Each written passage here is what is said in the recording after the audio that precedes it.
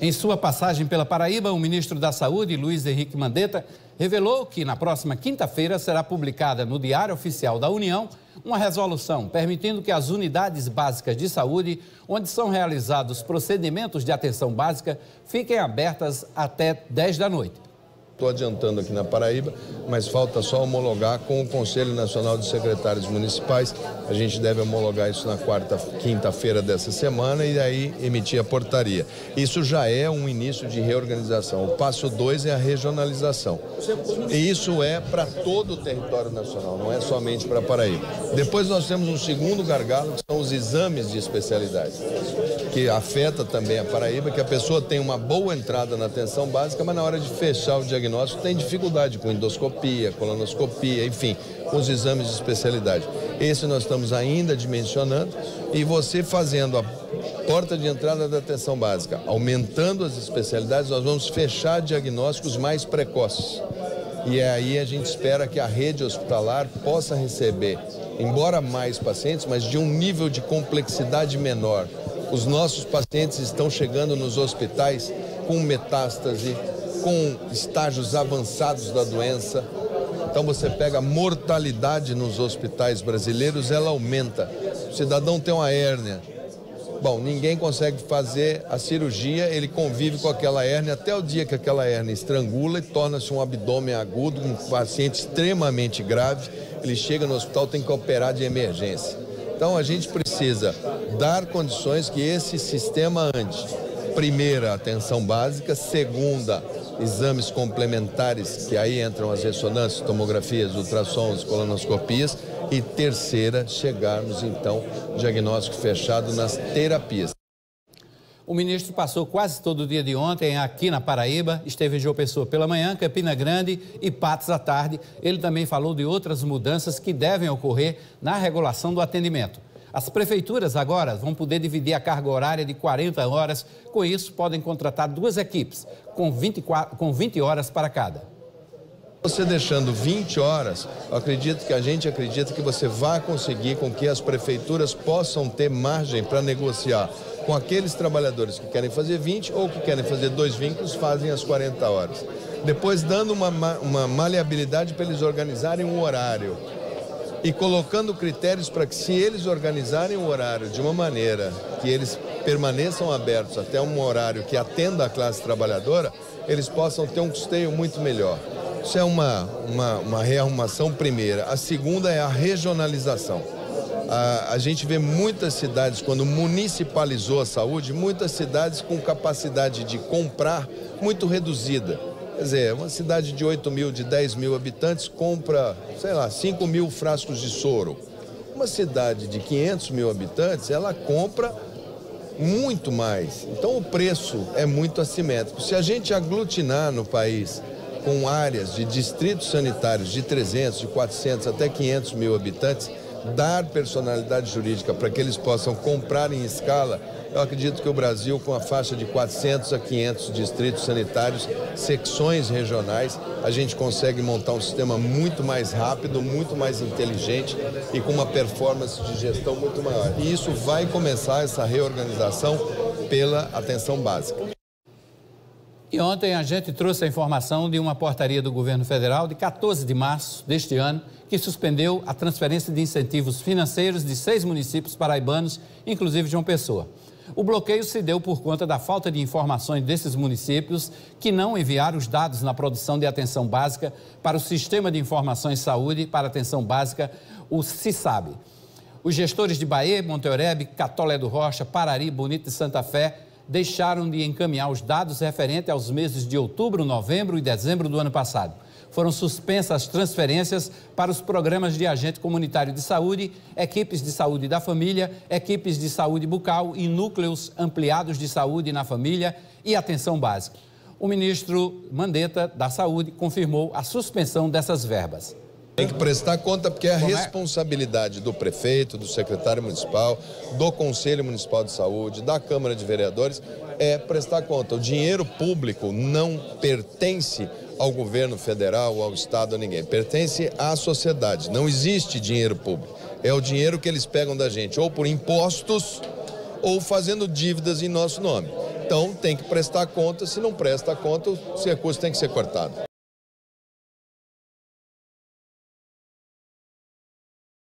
Este é um programa semanal com resumo de notícias sobre o que acontece no Ministério da Saúde. E vamos saber quais são os destaques da semana, Érica? Vamos sim. Os destaques da semana, infelizmente, nós vamos começar com o aumento no número de casos da dengue no país, tá? Vamos falar da luta contra a tuberculose e vamos trazer também cursos de capacitação para profissionais de saúde. Então vamos começar falando da dengue, né? Segunda-feira, o Ministério da Saúde divulgou os últimos dados, um balanço, né, dos casos e óbitos de dengue, né? Para vocês terem uma noção, desde o dia 30 de dezembro até o dia 16 de março, o número de casos aumentou em 264% na comparação com o mesmo período do ano passado. Isso mesmo, Vitor.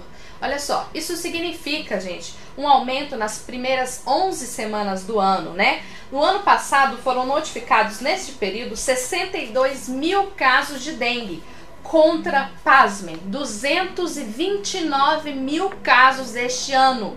Isso significa um aumento que o Vitor trouxe pra gente de 264%. É assustador, por isso o Ministério da Saúde está fazendo alerta para que todos se envolvam na luta contra o mosquito Aedes aegypti, transmissor não só da dengue, como também de doenças como Zika e chikungunya. Então, pessoal, a luta é de todos nós. E só para complementar mais um dado, Érica, não foi só o número de casos que cresceu, tá? Os óbitos também cresceram em 67%. E para evitar os casos mais graves, o secretário de Vigilância em Saúde do Ministério da Saúde, o Anderson Kleber, reforçou que os profissionais de saúde devem estar atentos para o diagnóstico e tratamentos oportunos. Profissionais de saúde, mas também, como eu disse, todos nós podemos contribuir com essa luta. Gestores municipais, federais, estaduais e você que está nos assistindo, as pessoas, né? Toda a sociedade tem um papel fundamental nessa luta. Como fazer isso? Não deixando água parada, gente. Nas nossas casas, nas casas onde a gente visita, na escola dos nossos filhos, nos nossos locais de trabalho. Por que não verificar, né, esses criadouros e impedir que o mosquito se prolifere, né? Já que é ele que está espalhando essa doença. Gente, uma tampinha de garrafa virada, né, é o suficiente para se tornar um criador do mosquito Aedes aegypti. Põe ali os seus ovos, se torna um mosquito e espalha essa doença, e a gente está vendo aí o número de casos só aumentando. E Érica, nem só uma tampinha. Sabe aquela carcaça de brinquedo que sobrou, que tá ali, sabe, deixada no quintal? Ela também pode ser um bom reservatório, né, de água, um bom criadouro do mosquito da dengue. Aquelas garrafas também de vidro, né, às vezes de cerveja ou de refrigerante, que ficam de boca para cima, também são uma piscina, né, como o povo fala, é um mar pro mosquito da dengue. Isso mesmo. E que tal fazer um checklist para te ajudar na limpeza desses locais, não só da sua casa, como os locais que você frequenta, né? A gente tem algumas dicas, olha só, eu vou ler aqui algumas delas. Lavar semanalmente a vasilha de água do seu animal de estimação. Se você não tem esse costume, por favor, passe a ter. Também virar o pratinho das plantas ali, colocar areia. Isso é tão antigo, a gente sempre vê em campanhas e as pessoas ainda assim insistem em não fazer. Bromélias, gente, aquelas plantas geralmente são como cones, então elas são copos enormes de água, elas acabam acumulando ali a água, serve de criador também. Olhar nas lixeiras também, além de tapar qualquer reservatório de água que você tem em casa, caixa d'água, lixeiras, algum lixo que tenha ficado ali atrás e você não percebeu. Então, por exemplo, se caiu alguma lata, né, Vitor, e essa lata tá de boca para cima, ela pode se tornar um criadouro também. Então, por favor, façam essa vistoria, esse checklist. Vitor, como é que é a limpeza na sua casa? Olha, Érica, eu moro em apartamento, mas eu não deixo esquecida, né? Eu tenho alguns vasos de planta, então eu sempre tô dando uma olhadinha, né, se tem água parada naquele fundo, né, botando uma areia. Ralo também de banheiro é muito importante. Tem gente que acha que mora em apartamento que não tem o que olhar, mas tem muita coisa assim. Quem tem ralo deve ser observado também, que é um importante criadouro, tá? Agora, eu como moro em apartamento tenho essas, né, essas regrinhas, observações. Né? Essas observações que eu sempre faço, pelo menos uma vez por semana, que é bastante importante. E você, Érica, como é que é? Olha, eu, diferente de você, moro em casa com um quintal bem grande. Então eu digo que o trabalho, ele é muito grande. Só que a gente lá em casa tenta se dividir, um fiscalizando o outro, né? São muitas plantas também lá em casa. Então, de novo, o trabalho fica difícil por conta disso. Mas se quer ter planta, quer ter animais, tem que ficar olhando sempre. E do lado de fora também, na lixeira, né, gente? Sempre quando vão recolher o lixo, acaba caindo alguma coisa, tem que novamente pegar, colocar dentro de um saco plástico. Então lá em casa é mais difícil, mas a gente se esforça sim para olhar. Mas é muito importante ter essa conscientização também, até para informar também os nossos vizinhos, né? A gente, né, assim, é um assunto que é individual, mas que também pode se tornar coletivo, desde que você chame os vizinhos, faça uma limpeza na sua rua, ou então ajude o seu vizinho na casa ao lado, né, o que tiver com dificuldade, é uma coisa bem importante, né, Érica? Isso. E você, como você faz a limpeza aí da sua casa? Você tem alguma dica para deixar pra gente, já que a gente está com esse assunto? Coloque aí, por gentileza, nos comentários de que forma você faz essa vistoria rigorosa contra o mosquito.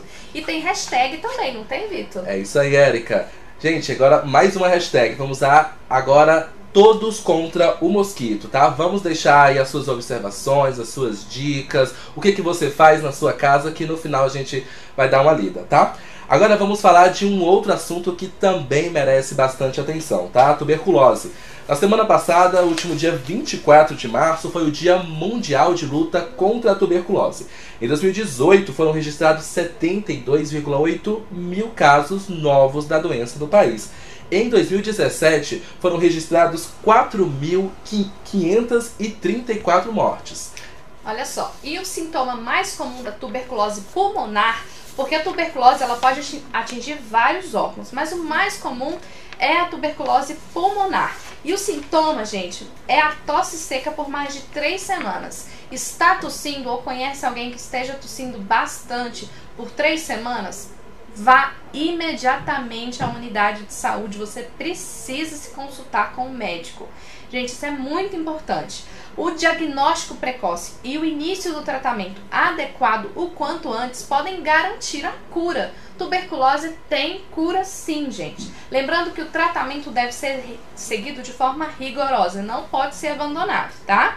E a pessoa com tuberculose para de transmitir a doença 15 dias após o início do tratamento. Então, 15 dias já tomando a medicação, você não transmite mais a tuberculose para ninguém. Olha que coisa boa. Tá se curando e tá evitando de adoecer outras pessoas. E olha que legal, ontem essa apresentadora aqui que vos fala teve uma conversa bastante descontraída e informativa, né, com a nossa coordenadora do Programa Nacional de Controle da Tuberculose, Denise Aracaki.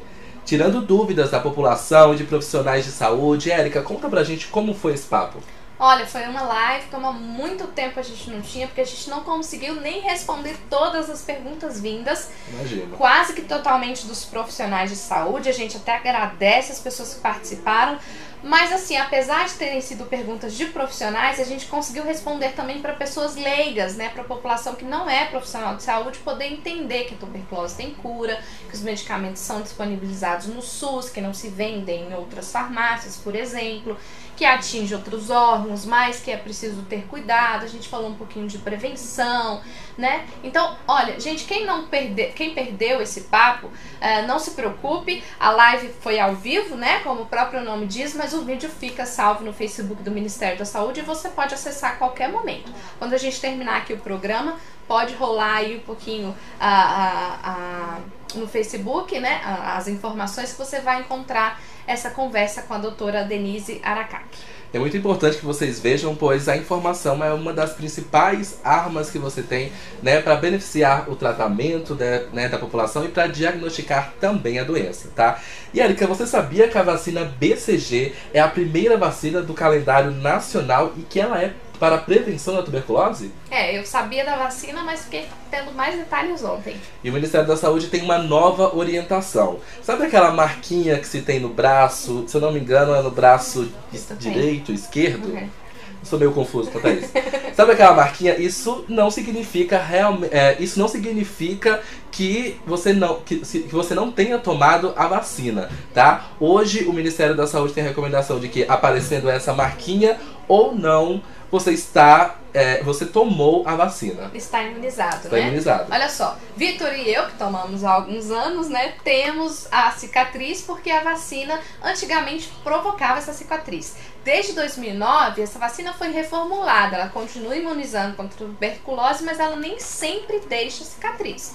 Em alguns bebês está deixando, em outros não. O meu filho, por exemplo, o Vitor, de 6 meses, não ficou com a marquinha. Mas eu perguntei lá na unidade básica de saúde e disseram, não precisa revacinar. Então você, mamãe, vacinou o filho, não apareceu cicatriz, não precisa voltar a vaciná-lo não, tá bom?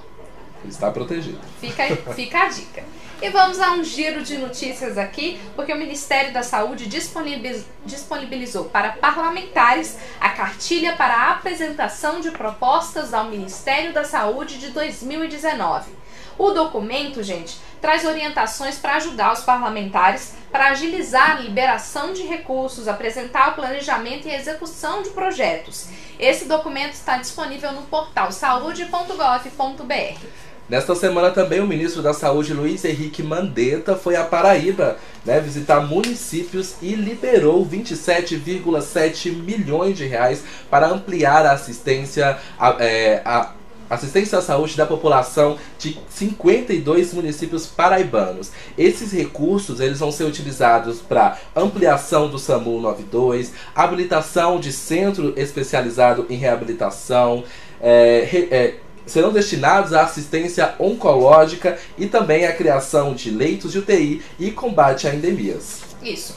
Outro assunto que a gente trata essa semana é o Purple Day, o Dia Roxo, né, no português.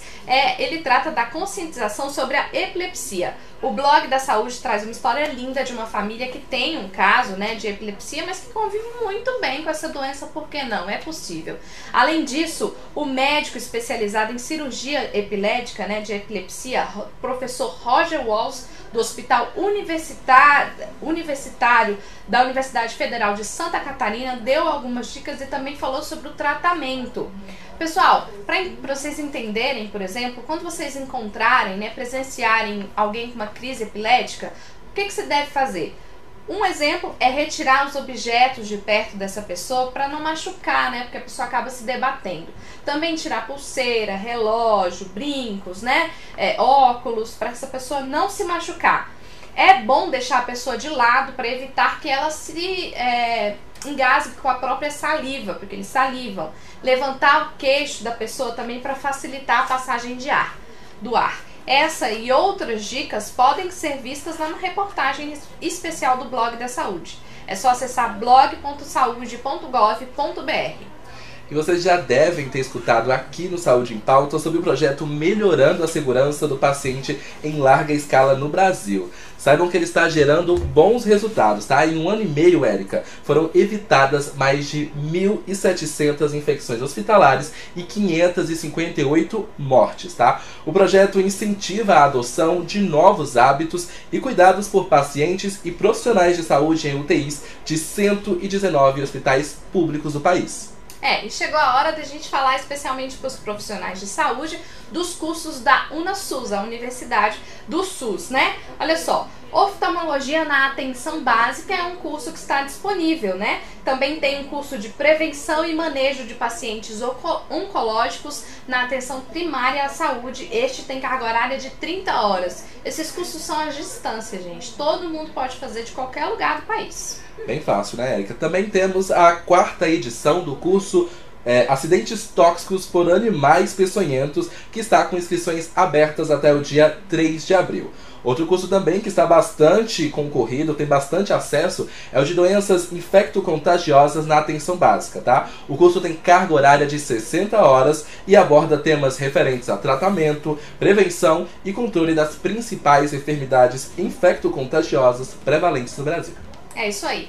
Gente, olha só, ao vivo tem dessas coisas. Eu acabei de receber uma notícia nova que não estava aqui prevista, que tem a ver com a saúde indígena. O Ministério da Saúde reforça a assistência à saúde indígena e sela acordo de manutenção da Secretaria Especial de Saúde Indígena, a SESAI, uma reivindicação dos povos indígenas. É uma notícia de última hora, né, que a gente incluiu aqui no programa.